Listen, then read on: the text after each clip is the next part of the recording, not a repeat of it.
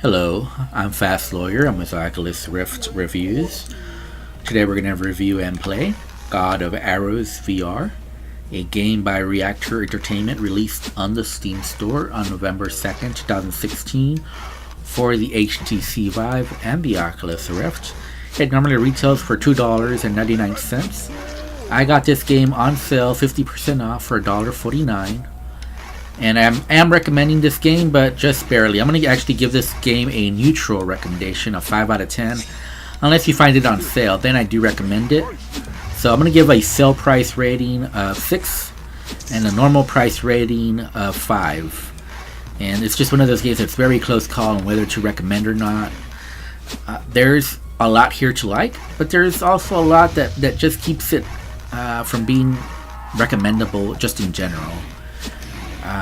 Again, this is a wave shooter, tower defense, bow and arrow. We've seen lots of those types of games in VR, and quite frankly, there's better versions of this game in VR already. So this is not what I would call top notch.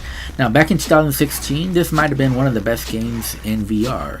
So as far as when this game came out, it was probably something that was better than the average game, but not anymore. And the main thing that keeps this game from being truly recommendable is the bow and arrow mechanic.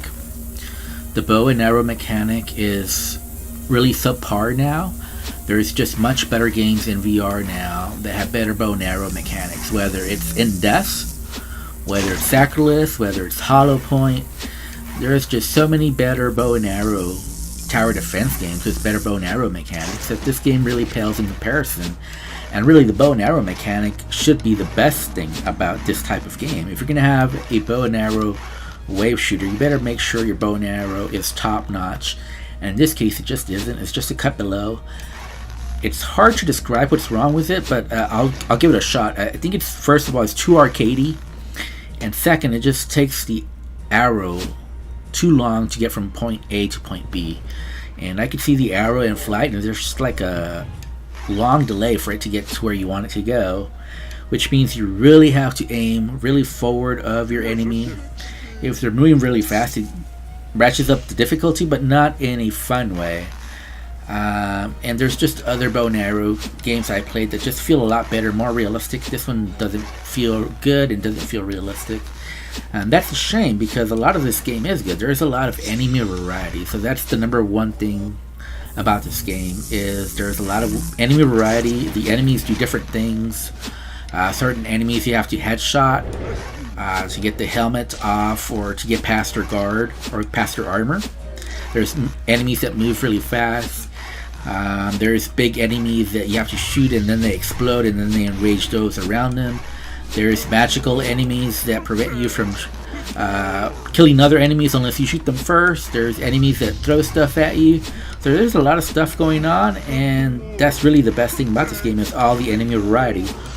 On top of all that enemy variety, there's a lot of different arrows with special abilities, and that really makes the game entertaining. Unfortunately, they have this very clunky mechanic where you have to pick up the arrows from these plates near the towers, and teleporting from one tower to the other is very clunky. It took me several tries before I was able to get from one tower to the next. As you can see there, it just took me several attempts here before I can get from one tower to the next.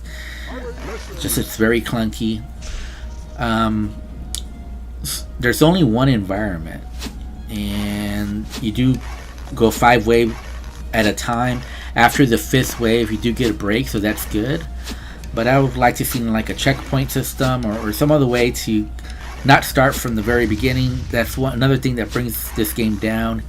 It takes a while to get going. Usually you always start at round 1, and it's just very slow. It's not until wave 10 that it starts to pick up and starts to become challenging, and you really don't want to go back to wave 1, because it does take a while to get to wave 10 before it gets interesting. So I would have preferred a checkpoint system once you get past 5 waves. Checkpoints, I think that would have made this game more interesting and more challenging as far as getting up those leaderboards.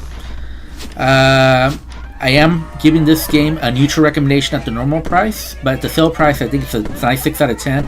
I think this is a game that kids especially would enjoy, something that's easy to get into. but it's just not as good as some other bow and arrow games for VR. I'm Fast Lawyer. This is Oculus Rift Reviews. Thanks for watching. Have a wonderful day. Goodbye.